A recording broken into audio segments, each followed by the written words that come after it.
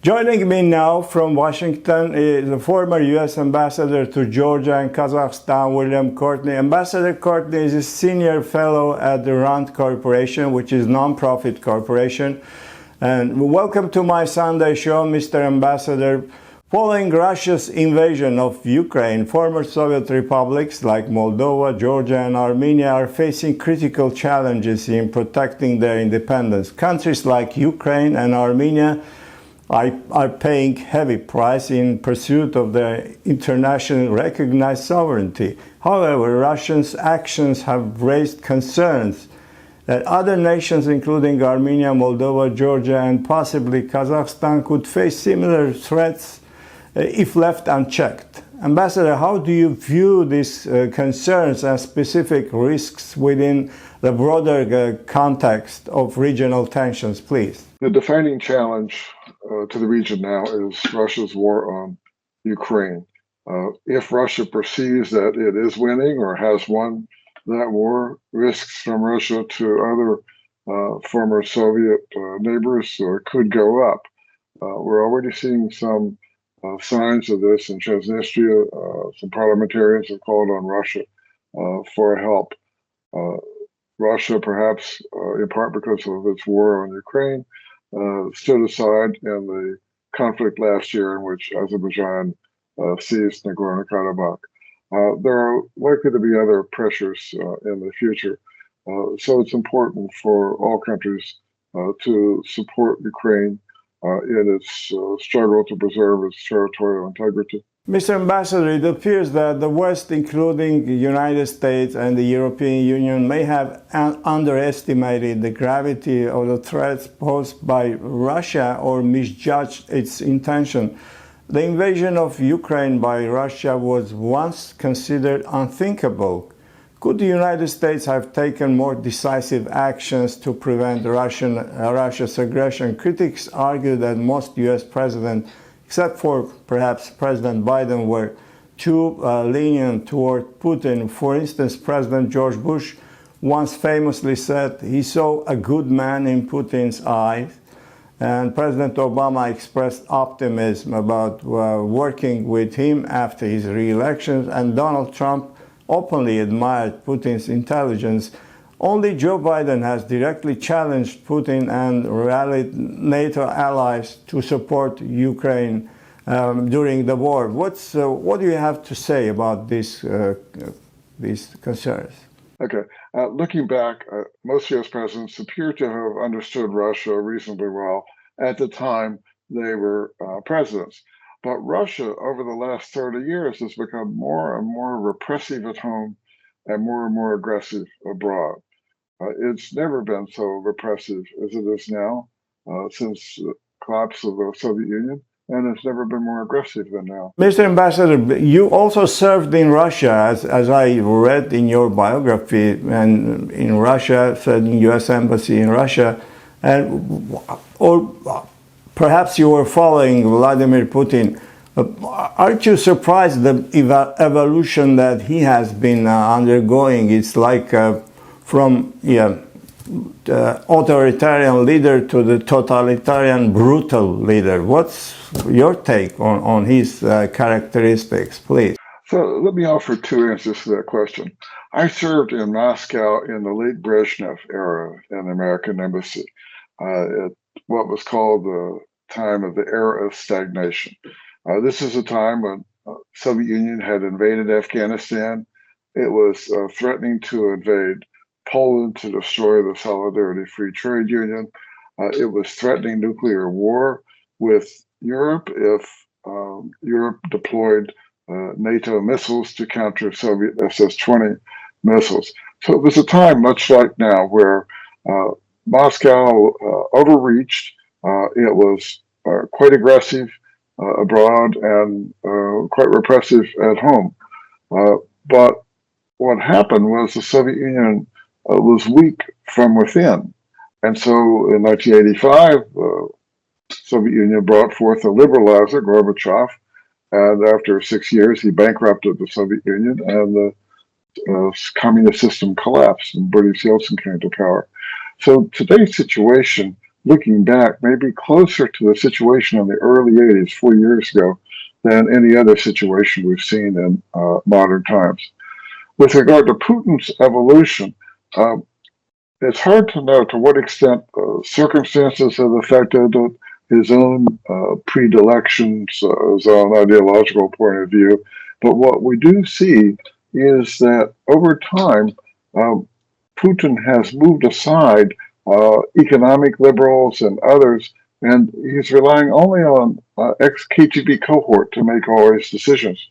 This is a more narrow basis for decision making than even the Soviet Union had. The Politburo had a broader representation of close-in advisors than Putin has. So we've seen Putin err in the direction of more and more repression, and this is probably going to at some point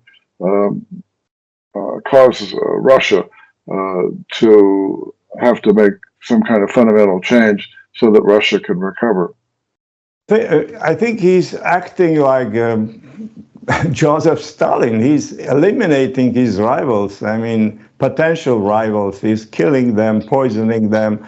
This is really unprecedented. I mean, if you go look back, as you were just bringing the examples of Soviet Union. I mean, after Joseph Stalin, you wouldn't see someone like this, but he's getting worse and worse. What's your take on this, his behavior? Well, there does seem to be some aspect of Putin's ruling regime now, which is Stalinist. For example, Vladimir Kuzymir has been signed, I think, a 25-year prison sentence. Well, that's similar to a Stalinist prison sentence. Didn't have the prison sentences that long for political prisoners after that. The increasing authoritarian and autocratic power also seems more like Stalin than the Soviet Union later. So Soviet Union, Russia is not a totalitarian power quite yet. For example, there are no exit visa requirements. But the repression inside Russia is unfortunately going in the direction of a Stalinist era, but it's not clear whether it will actually arrive there. Given the recent war between Armenia and Azerbaijan, which some believe would not have happened without Russia's approval, there are serious concerns about further escalation of the conflict, despite Russian troops being deployed as peacekeepers in Nagorno-Karabakh. The entire ethnic Armenian population of the region was forcibly displaced, deported from their lands. Witness accounts suggest that the Russians even assisted Azeris in driving out Armenians, ethnic Armenians. The international community has condemned this aggression as an ethnic cleansing. The U.S. attack against Armenians in Nagorno-Karabakh was a red line for them. But despite efforts by the United States, including Secretary of State Antony Blinken, warnings to Azerbaijani President Ilham Aliyev, the attack happens. And Armenians were deported from Nagorno-Karabakh. How did this happen? It was unthinkable years ago that the president of Azerbaijan could ignore the U.S. warnings and launch a military attack. What's your take on this? Well, the situation in Armenia and Azerbaijan probably has a lot more to do with what has happened there than the positions of Russia or the United States or France or other outside powers. Armenia controlled Nagorno-Karabakh and then 5 Azeri regions around that for a very long time. But over time, Azerbaijan became wealthier and wealthier because of oil wealth and other changes. And so the correlation of forces, the Sudden Seal, changed in Azerbaijan's direction. And Azerbaijan had closer ties with Turkey. And so Armenia may have held on to too much territory for too long. And so when Azerbaijan attacked in 2020, it was able to take back the Azeri territories, and now, of course, it has taken Nagorno-Karabakh. So probably both Armenia and Azerbaijan are responsible for making a number of mistakes that have resulted in a situation, which has turned out to be tragic, really, for the ethnic Armenians in Nagorno-Karabakh who have fled to Armenia. But I think it's primarily changes in the region that have made the main difference. Now, what I was asking was specifically if you can answer this question. I can't imagine the situation where U.S. Secretary of State makes a call, places call Azeri leader or Armenian leader, and they ignore his call. That's what I'm trying to. Well, I would not be surprised if Russia sought to undermine U.S. or European influence. But we have to remember, for a very long time now in the OSCE-led Minsk group, Azerbaijan and Armenia have made their own decisions. Secretaries of state, other U.S. officials have sought to bridge the gap, but Armenia and Azerbaijan have resisted that. So I can easily imagine a situation in which more recently Azerbaijan and Armenia ignored telephone calls or entreaties from the U.S. Secretary of State, because they've been doing that for many years. Armenian Prime Minister is trying hard to withstand the pressure coming from Moscow. He blamed Moscow for actively trying to topple his government and for openly calling the Armenian people through Russian television channels which are broadcast in Armenia to stage a coup against the elected government. Describing the Moscow-led collective security treaty as a threat to Armenian security, the Prime Minister said Armenia might officially withdraw from CSTO. These are dramatic events happening in Armenia. Armenia is shifting its foreign policy, moving away from Moscow and going to the West. How would you evaluate these changes that the Armenian government is undertaking? The Armenian government appears to be pursuing a careful policy in rebalancing its multi-vector foreign policy, as some people call it, pulling back a bit from Russia, because Russia now is quite unhappy that an elected democratic government that has revitalized democracy in Armenia. Recall, Russia is not too supportive of neighbors that have democracies. So Armenia is trying to rebalance, trying to move a bit closer to the West and a bit away from Russia. Thus far, Armenia seems to have handled that fairly carefully. Ambassador, the military ties that Armenia is forging with France are also unprecedented in South Caucasus. The French president pledged to help Armenia defend itself. He said France had already delivered modern air defense radar system and armored personnel carriers from French manufacturers. The French defense group Thales will supply advanced GM200 radars, which are really very advanced weaponry. Armenia will also acquire short-range surface-to-air missiles manufactured by another French company. Former Russian ally is forging close ties with NATO member countries for the first time. What do you think about this? Well, Armenia has been very careful in trying to rebalance its foreign policy. They increased security cooperation with France. Is important. Of course, France has a large Armenian diaspora, and so it has special interest in Armenia. Also, it's important to realize that Europe is increasingly taking the lead in Ukraine. Europe is standing very tall, playing a greater role. It's provided more overall aid to Ukraine than the United States has, although the U.S. has provided more military aid. So I think it's a welcome development that France, as a European power, is assisting Armenia with defense, and especially things like air defense are really defensive weapons. Those are not offensive weapons. So this is very positive development, I think, for Armenia, and a sign that Europe is taking more and more seriously the security threats that it faces from Russia. Ambassador, do you think that Americans also will provide sort of like defensive equipment, weapons, for Armenia to defend itself from these looming threats? I don't know what the U.S. is going to do, but the U.S. is devoting intensive efforts to support Ukraine.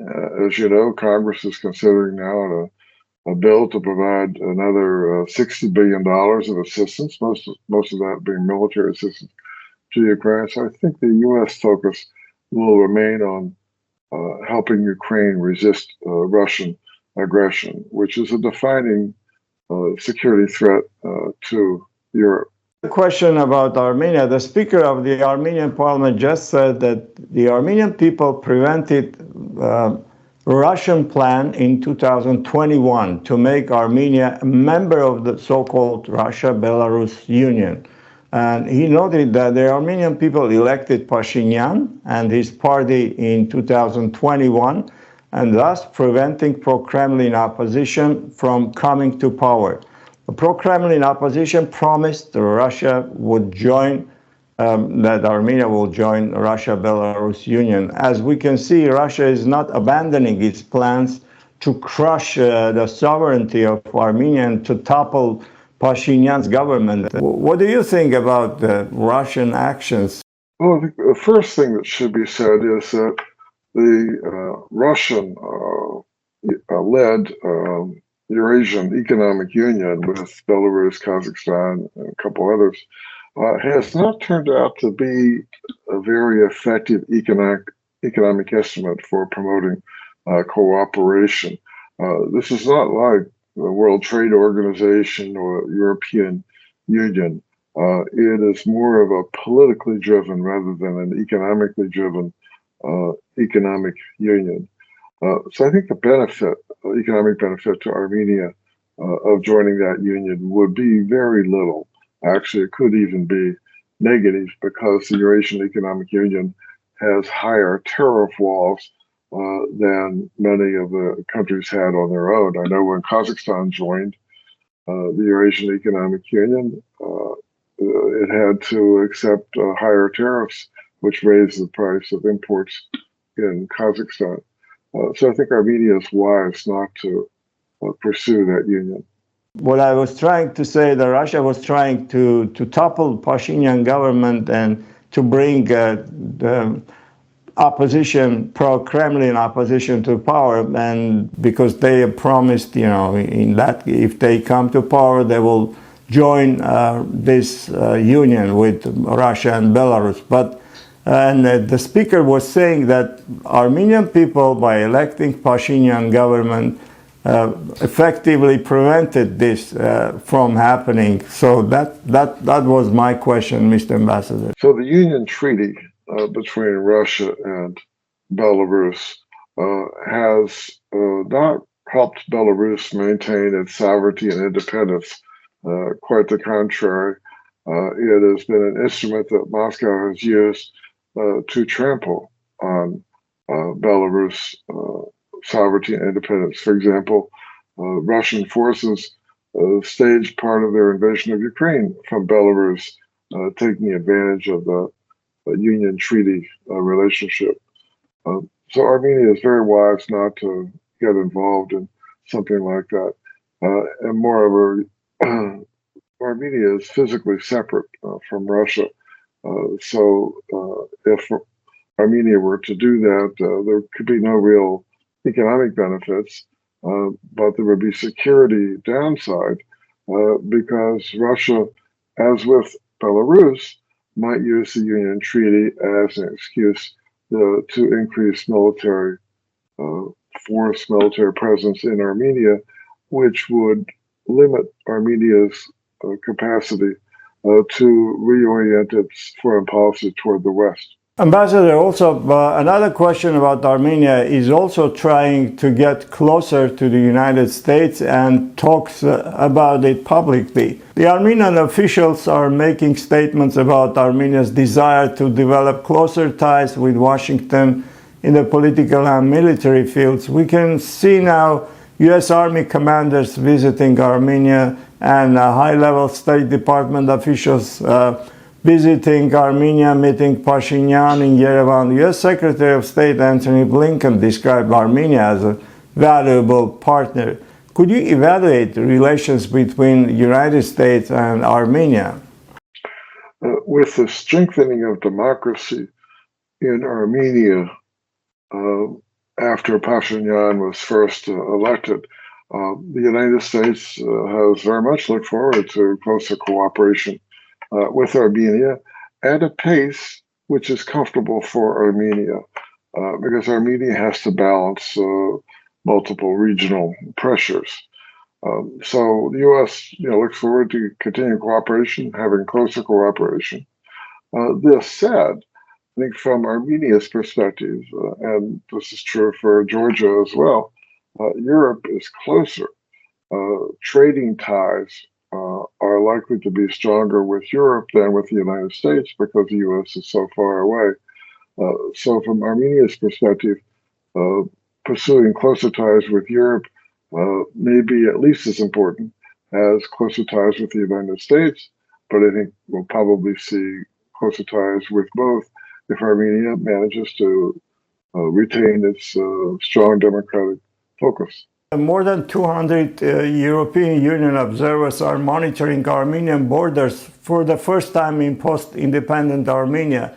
EU Foreign Policy Chief Joseph Borrell said that the EU and Armenia agreed to draw up an ambitious new partnership agenda. That I'm just quoting him. The Speaker of the Armenian Parliament said that Armenia should consider seeking membership in the European Union. This is first time that Armenia is saying something like that. In an address to the European Parliament, Pashinyan said that Armenia is ready to be closer to the European Union as much as the European Union would consider it possible. These are some revolutionary changes in the region. However, it is unclear whether the West will support the Armenian government. I think the West is quite supportive of democracy in Armenia and the democratic strengthening that has taken place since Pashinyan was elected. Armenia did negotiate an enhanced partnership and cooperation agreement with the European Union a few years ago when it was unable really to take the next step to negotiate an association agreement. If Armenia wishes to continue down that path with the European Union, which I believe Europe and the U.S. hope that it will, the next step would be to negotiate an association agreement, which Armenia, Ukraine, Moldova, and Georgia have done, and then implement the changes in that agreement, which include adapting laws and regulations to make them more compatible with the acquis, the European Union's laws and regulations. So the path is open if Armenia wishes to go in that direction. Mr. Ambassador, your take on Georgia, as well as we can say, as you served there as U.S. ambassador, and Georgia is now a candidate country to the European Union, which was really celebrated in Armenia as well. So we're becoming like immediate neighbor of one of the countries soon will become, not so soon, but, it has clear path to the membership of the European Union. What's your take on what's happening in Georgia, please? So in recent years, Georgia has seemed to stall in its efforts to move closer to the West and closer to Europe. the government in Georgia has been quite critical of assistance from the U.S. and Europe, and has seemed to move in a direction that raises some questions about its democratic progress. The EU's granting of candidacy status to Georgia is a big step forward, but there are 9 very serious conditions that Georgia needs to meet in order to be ready to join the European Union. Everyone hopes, certainly in the West, we all hope that Georgia is able to meet those conditions as soon as possible. So this should be seen in Armenia as a positive step. And for Armenia, hopefully this will encourage Armenia to seek to move, take the next step beyond the enhanced partnership and cooperation agreement to achieve an association agreement, which would open up a lot of interesting opportunities economically and politically for Armenia. Question about Kazakhstan, as you've been there as well, because, you know, Armenia is dealing with Kazakh government very often due to its, you know, closer ties with the former Soviet Union countries. And as we can see, what do you think? Do they have the same challenges as some other countries have from Russia? And are they really, how China's role in this region in Central Asia is playing, you know, in that terms? Are they supporting Kazakh sovereignty against Russian pressure? What's happening there? Can you just give us some context, please? In comparison with Armenia, Kazakhstan is farther away from Europe. It is not part of the European neighborhood policy, as is, you know, Georgia and Ukraine and other countries. The idea is what the Europeans call the Eastern Partnership. Kazakhstan has a very long border with Russia and a long border with China. So while Armenia is trying to balance its ties between Russia, Iran, Turkey, the West, for Kazakhstan, it's a different set of actors. The balance is really Russia, China, Central Asia to the south, Iran to some extent, Turkey to some extent, and the West. So I think, in all fairness to Kazakhstan, for 30 years, it has been very skillful in managing its foreign relations, managing its ties, what Kazakhstan calls the multi-vector foreign policy. And so Kazakhstan has been able to have economically productive relationships with all of its partners, and it has been able to develop with Western companies, support oil resources in the Caspian, and ship them through Russia to Novorossiysk, and then they're shipped out to ports in Europe and elsewhere in the Mediterranean. So this has been a very skillful effort on the part of Kazakhstan. China plays a much greater role, of course, in China, in Kazakhstan than it does in Armenia. But I think the lesson for Armenia looking at Kazakhstan is for Armenia to continue skillfully balancing its own relationships with all of the major powers and even the minor powers in its neighborhood, so that it can have productive economic relationships with all of them and resist any efforts of political destabilization. As we know, the American people will elect a president this year. They might re-elect incumbent President Joe Biden or the Republican presidential candidate, for example, former U.S. President Donald Trump. People in Europe and the South Caucasus are anxiously waiting to see who will be elected president of the United States, because the results of that election may change United States policy in the region. What can you say? What can we expect from the United States if there is a leadership change in Washington? I am unable to make any predictions about leadership change in Washington because no one really knows. The political campaign is now underway. The differences in terms of the amount of support, both candidates have a lot of support, so it's just hard to tell how it will come out. Over the years, there's been some slow but noticeable retrenchment of U.S. foreign policy, with U.S. becoming less active in some regions.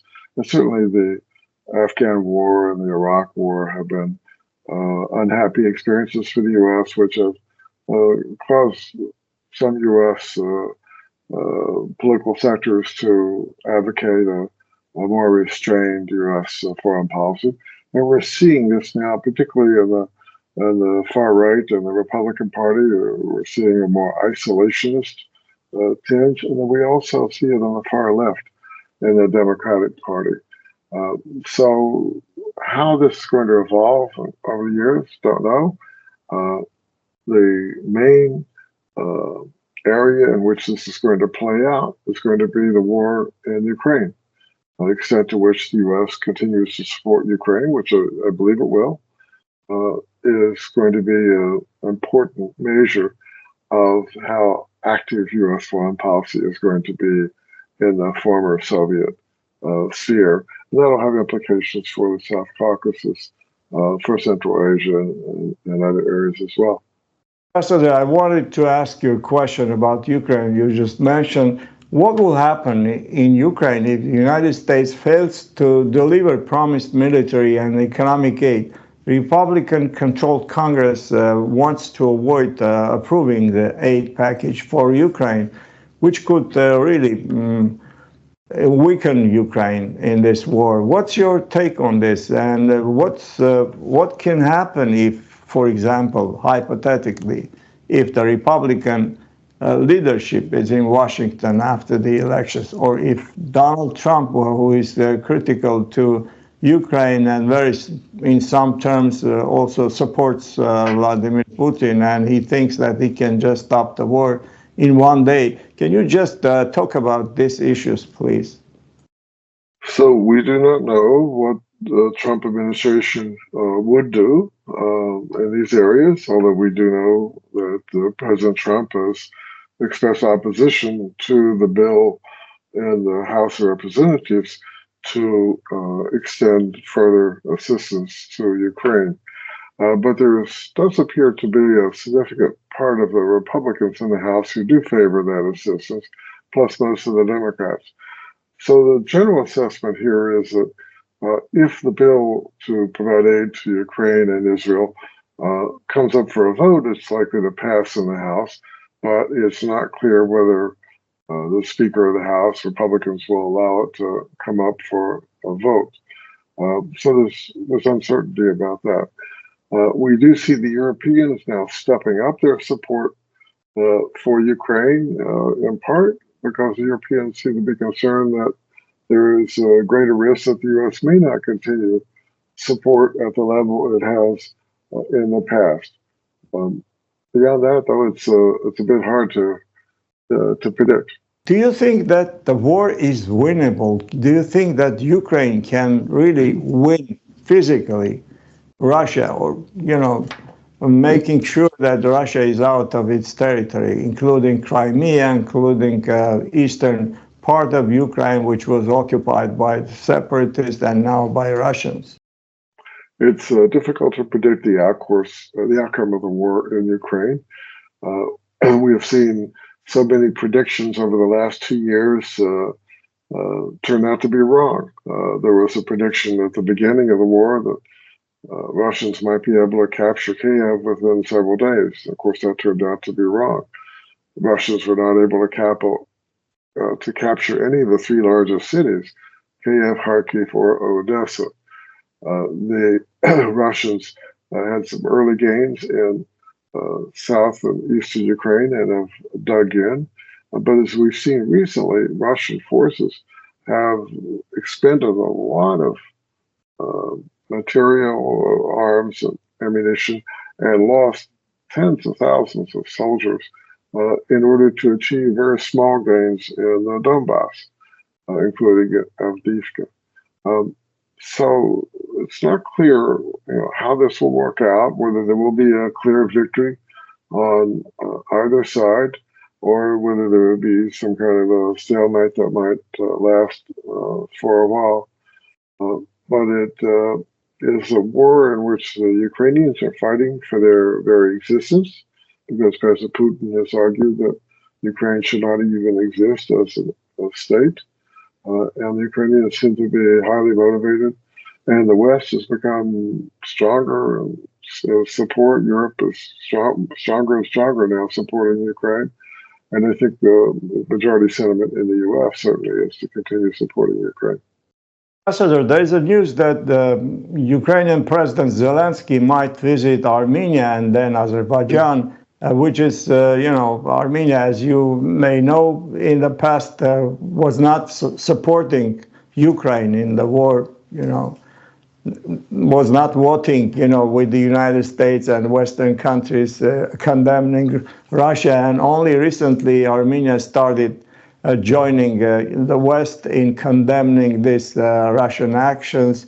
And now we can see Zelensky is coming to Armenia, which is also very interesting. And but what do you have to say for all these, former Soviet country leaders, and who are, scared, afraid that if Russia wins the war in Ukraine, and then their countries are the next? What we have to say? Each of the countries of the former Soviet Union, each of the leaders of those countries, they have to make their own decisions considering their own situation, and those situations will differ. But I think in every case, it probably is prudent of the non-Russian republics to strengthen their military capability, to strengthen the quality of governance in their countries, and to prepare for a potential future in which Russia could become more aggressive or put more pressure on those countries. Mr. Ambassador, don't you think that the Western countries, including the United States, might be resolute, should be resolute in helping these countries, to strengthen their defense capacities? Because when Russia attacks these countries, then the question will be asked, who failed the former Soviet republics? So what's your take on this? At present, the West is focusing nearly all of its attention on supporting Ukraine because it faces unprovoked Russian aggression. I imagine the West is probably open to military cooperation with other non-Russian republics which are interested in it. But the focus for the West is going to be on Ukraine. Mr. Ambassador, thank you for this interview, and I appreciate your time. And I hope we can talk soon about what's happening in Ukraine. I think this will be a separate topic. Thank you very much.